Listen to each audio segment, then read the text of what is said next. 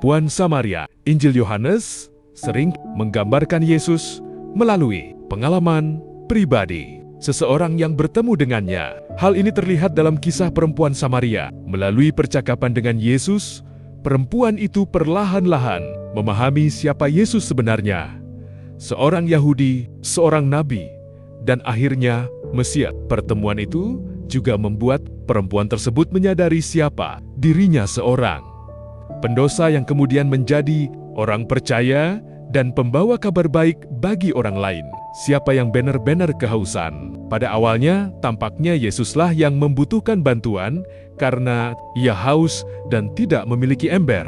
Namun percakapan mereka menunjukkan bahwa perempuan itulah yang sebenarnya haus secara batin. Ia mencari kebahagiaan dalam relasi hidupnya, tetapi tidak pernah menemukannya. Yesus menawarkan air hidup, yaitu kehidupan baru yang berasal dari Allah. Pertemuan ini mengubah hidupnya sehingga ia kemudian menjadi terang bagi komunitasnya. Hubungan yang renggang dengan umat Tuhan. Perempuan Samaria hidup dalam kebingungan iman. Walaupun tinggal di tempat yang memiliki sejarah iman yang kuat, iman tersebut tidak menjadi sumber kehidupan baginya. Sejarah Samaria yang penuh campuran budaya dan agama membuat identitas religius mereka menjadi kabur. Demikian pula perempuan itu yang memiliki hubungan samar dengan tradisi Israel, tetapi tidak memiliki ikatan iman yang kuat. Di mana kita memadamkan kehausan kita, kisah ini juga menggambarkan kehidupan kita. Banyak praktik keagamaan kehilangan makna rohaninya dan menjadi sekadar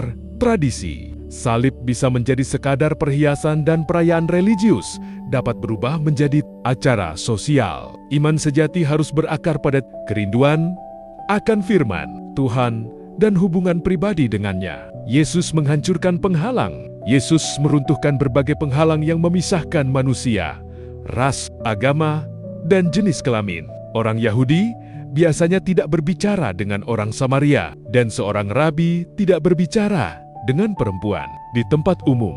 Namun bagi Yesus, kasih Allah melampaui semua batasan tersebut. Diskriminasi ras, manusia sering merasa kelompoknya lebih baik daripada kelompok lain. Identitas suku atau bangsa sering menjadi dasar diskriminasi. Kisah ini mengingatkan bahwa di hadapan Allah, semua manusia memiliki martabat yang sama. Intoleransi agama. Agama seharusnya membawa manusia kepada kasih dan perdamaian. Namun, fanatisme sering membuat orang menolak dialog dan menghakimi yang berbeda. Yesus mengajarkan kasih sebagai inti iman, bukan permusuhan.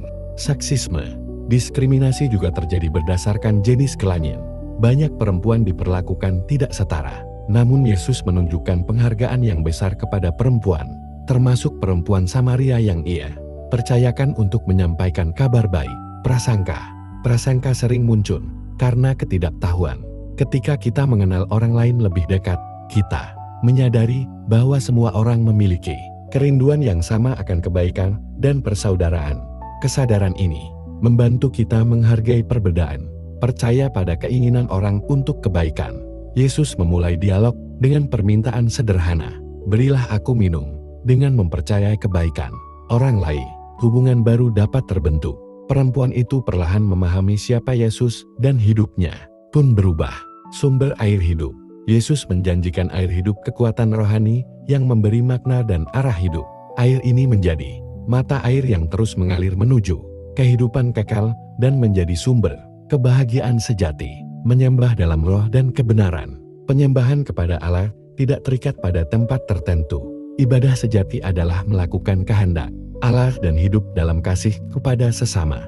Nilai ibadah terlihat dari semangat yang menghidupi kehidupan sehari-hari. Dia menjadi misionaris. Setelah bertemu Yesus, perempuan Samaria meninggalkan tempayannya dan kembali ke kota untuk memberitakan kabar baik.